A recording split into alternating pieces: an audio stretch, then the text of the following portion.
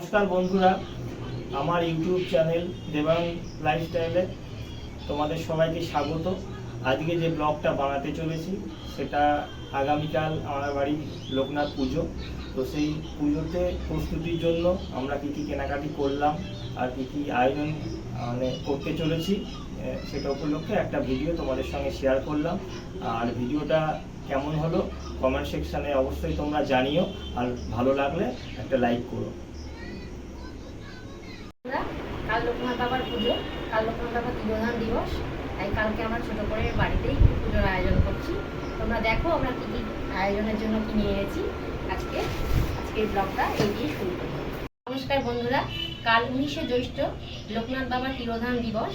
কালকে ছোট করে বাড়িতে একটা পুজোর আয়োজন করব, তো সেই উপলক্ষে কিছু জিনিস কিনে এনেছি, তো তোমাদেরকে সেটাই দেখাচ্ছি। তোমরা দেখো, এটা একটা মালা, প্লাস্টিকের যে মালাগুলো হয় না, ওই প্লাস্টিকের মালাগুলো দেখতে ভালো লাগলো তাই কিনলাম।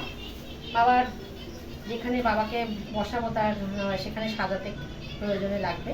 দেখো তোমরা এই মালাটা খুব সুন্দর, ওই জন্য পছন্দ হলো তাই কিনলাম।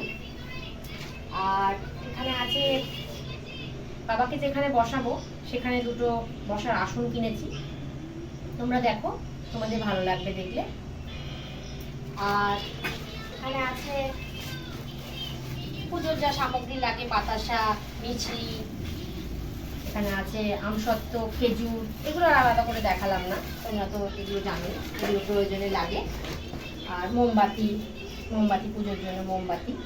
আর আজ সন্ধ্যাবেলা বেরিয়েছিলাম, আজ তো বৃষ্টি হয়েছে, ওই জন্য কোনো দোকান খোলা ছিল না, ফুলের দোকান বসেনি কোনো।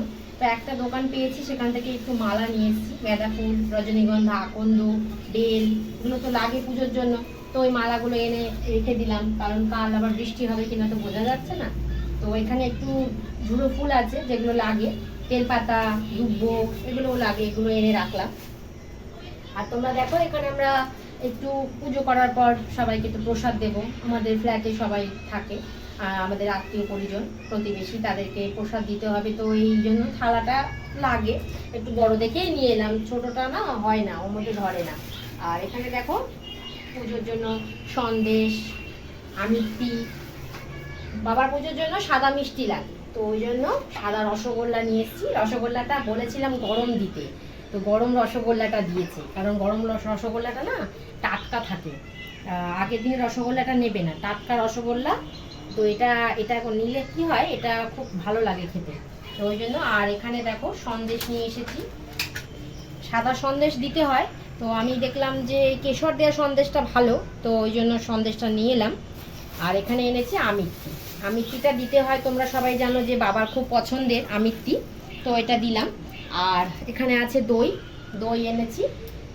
আর এখানে তোমরা দেখো আর যা যা লাগে, এখানে ধুনো দেওয়ার জন্য ছোবড়া, তারপরে এখানে নারকেল, তারপরে এখানে ভিজিয়ে রেখেছি, দেখো ছোলা মটরটা ভিজিয়ে রেখেছি, যেটা দিতে হয়, তো এগুলোই সব রয়েছে। আর এখানে তো ঠাকুরের থালা বাসন যা যা আছে, তো তোমাদেরকে দেখাই থালা বাসন। তো একটু দেখো বন্ধুরা, একটা থালা কিনেছি, আমার একটা ঘরের পুজোর জন্যই কিনেছি, কারণ আমার ঘরে পুজোর জন্য থালার প্রয়োজন ছিল, আর সেই উপলক্ষেই কিনেছি। আর কালকেও পুজো আছে, সেই জন্যই এই থালাগুলোও কিনেছি। দেখো তোমরা, এগুলো ঠাকুরের জন্য কিনেছি।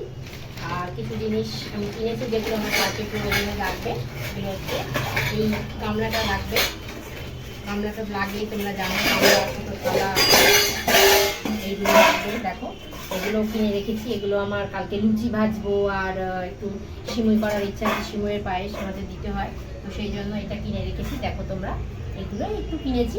আর কালকে যা যা ফল, তারপর মিষ্টি যা যা কিনেছি, সেগুলো সাজিয়ে তোমাদের নতুন একটা ভিডিও করে তোমাদের সামনে আমরা আসবো। আজকে আপাতত এইটুকুনি, নমস্কার।